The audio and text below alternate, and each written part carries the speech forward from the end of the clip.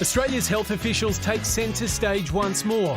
New South Wales the first to break the bad news. We are reporting that a gentleman in his 40s who's recently returned from overseas presented with a clinical compatible illness to a GP. The man and his household contact are isolating at home. It has been found in North America and in various countries across Europe. Victoria soon followed. A man who returned from the UK confirmed to have the virus. We have confirmed this diagnosis in a patient that is at the Alfred. This is confirmed on PCR. He's in a stable condition. I expect him that he'll make a full recovery. Symptoms are flu-like symptoms. They can be headache, fever, muscle aches and pains.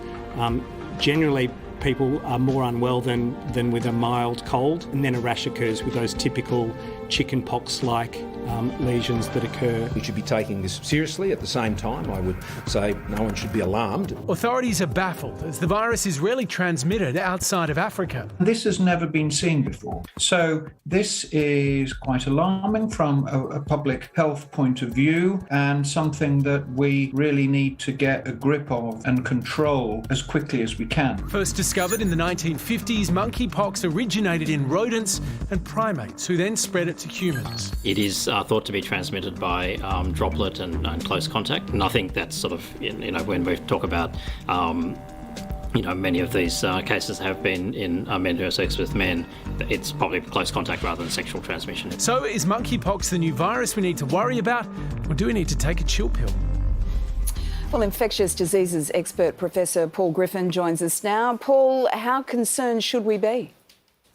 Look, I think it's really good that we're made aware that this is an issue and it might be coming to our country, but we certainly don't need people to be unduly alarmed at the moment. I mean, while it sounds a bit scary and there's some scary pictures if you Google this virus, it's actually fairly hard to catch. So it's not easily transmitted, nothing like COVID or the flu, of course. And it's actually not a new virus, being around since the 1950s, with the first human case reported in the 1970s. So it's not new, and we actually have some great tools to combat it already, including some vaccines that originally made for other viruses actually cover this one as well if we need to use them. But is this the first time it's been seen in Australia?